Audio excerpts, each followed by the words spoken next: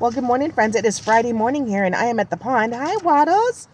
Waddles is coming up from the pond. There have been tons of fun little ducklings and geeslings here at the pond over the last couple of weeks, and they are over on the other side this morning, actually, because we've had some really strong dew and even some drizzle this morning, so most of them take shelter on the other side. There's a little area that they kind of nestle in down on, but these guys, I think they saw my car, and they thought I was going to feed them, so they've come over. Hi, Waddles. Hi, Waddles. But I thought I would take a minute this morning because with all the geesling and ducklings, I read a devotional the other day and I thought, oh, that's perfect. I want to read that to my friends. So this morning I am sitting still to do just that. And it's called Lessons from a Duck. Happy Friday. Here we go. When ducks are young, they know who to follow. It's mom. No question about it. Just watch little ducklings toddling along behind a mom, and it'll bring a smile to your face. Why do we think we get that? Where do we think we get that saying? Are your ducks in a row? You see them rowing across the pond in their little lines following mama. Surprisingly, this duckling behavior gives us an important clue about how to live more joyfully, successfully, and with ease in this beautiful life that we've been given. Ducks are wired to quickly attach to their mother when they hatch. It's a process called imprinting. They form an immediate attachment and they align with their mama. Because of imprinting, ducklings learn to act, mate, and live like a duck from their mama, including the behavior of following in a line for safety. If mom isn't present when they hatch, the ducklings imprint on who they encounter first. Ever seen a duck who has an attachment to a person? It has happened. I don't know if you've ever seen, there's a movie called Fly Away Home. It's an adorable movie if you haven't seen it.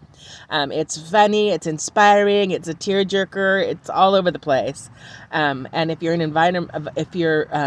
really keen and involved in stewardship and environmental prevention, you would enjoy it as well. It should be on your list. You probably have seen it, or if you haven't, you'd enjoy it.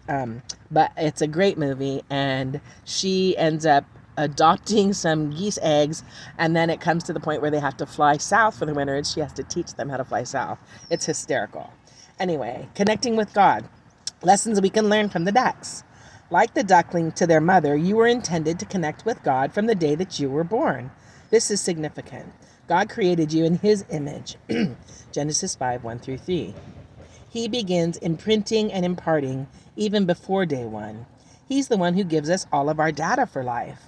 How to do anything and everything that we need and that we were created to do. God's spiritual DNA resides within you. The Holy Spirit leads you in discovery of God's character so that you can be like him, following his steps and example.